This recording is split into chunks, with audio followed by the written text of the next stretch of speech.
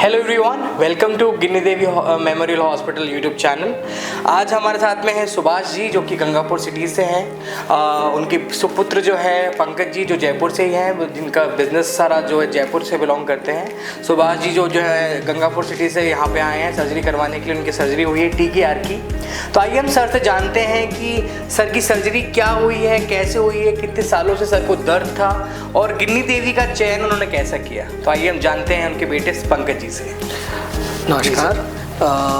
पापा को काफ़ी पेन हो रहा है, ऑलमोस्ट 5 to 7 ईयर्स से तो हम देख रहे हैं बहुत परेशानी हो रही है। और समय के साथ साथ दर्द इतना बढ़ गया है कि अभी चलना तक मुश्किल हो गया था। और पर पापा की व्यस्तता इतनी है अपने काम के साथ कि आना समय देना हो नहीं पा रहा है। फिर हम लोगों ने ट्राई किया, काफ़ी हॉस्पिटल्स में पता किया कि भाई इस तरह का ट्रीटमेंट हमें कराना है तो कितनी तरह की फैसिलिटी है ये सब। तो ऐसे ही पता करते करते हमें गिन्नी देवी हॉस्पिटल के बारे में तो पता थोड़ा बहुत था ही, क्योंकि हम यहीं के रहने वाले भी हैं तो आते जाते रहते हैं। और डॉक्टर साहब भी हमारे जैन साहब ही हैं तो हमें थोड़ा इजी हुआ कनेक्ट कर पाना। तो हमने फोर्टिस में पता किया, CK बिरला भी गए और भी हॉस्पिटल्स में गए और फाइनली ये पाया कि अगर एक अच्छा ट्रीटमेंट करें जो घर जैसा माहौल में हो तो हमने फिर डिसाइड किया हम यहीं आएंगे। हम 3 महीने पहले भी दिखा के गए थे, पर 3 महीने लग गए हमें ये डिसाइड करके पापा को ऑपरेट कराने लाने के लिए कि सारा चीज़ सुविधाजनक रहे, BP कंट्रोल हो, डायबिटीज़ का कोई प्रॉब्लम नहीं हो, ट्रीटमेंट एक बहुत इफ़ेक्टिव और कॉस्ट ऑप्टिमाइजेशन में हो। करेक्ट। तो ये यहाँ तक आने का हमारा इतना समय इस पे हमको लगा, बट एक अच्छा हॉस्पिटल हमने चूज़ किया। तो सर मैं ये जानना चाहूँगा कि एक तो सर की एज है, कई लोग क्या डरते हैं सर सर्जरी से। जैसे मैं अभी लास्ट वीक में एक वीडियो शूट कर रहा था तो वहाँ पे एक फीमेल थी, वो 20 साल से दर्द झेल रही थी। वो सिर्फ ऑपरेशन सर इसलिए नहीं करवा रही थी क्योंकि कोई डर था कि यार कंडीशन और बिगड़ जाएगी और तबीयत खराब हो जाएगी।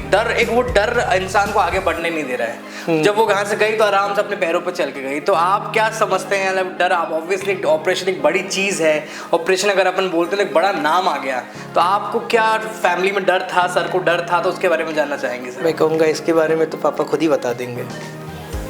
सर डर के बारे में जानना चाहेंगे, कितना डर था आपको कि लोगों ने डराया होगा कि अरे मत कराना सर्जरी? नहीं, हमारे यहाँ के कई लोगों ने ऑपरेशन कराए हैं और उन लोगों ने ही सजेस्ट किया मेरे को इस हॉस्पिटल में जाने के लिए। अच्छा। तो इस हॉस्पिटल में जितनी सुविधा है शायद किसी हॉस्पिटल में नहीं है। सबसे बढ़िया तो इनके नर्स स्टाफ है, बहुत बढ़िया है, डॉक्टर बहुत बढ़िया है, जी। पूरी तरह कोऑपरेट करते हैं। जी। और जिस भी चीज़ की आवश्यकता होती है कहने की देर तो हाजिर हो जाते हैं। करेक्ट। तो यहाँ आने के बाद उनको ऐसा घर का सब महसूस हुआ। अच्छा। पूरी तरह फैसिलिटीज है और कहने के साथ ही वो काम होता है। जी।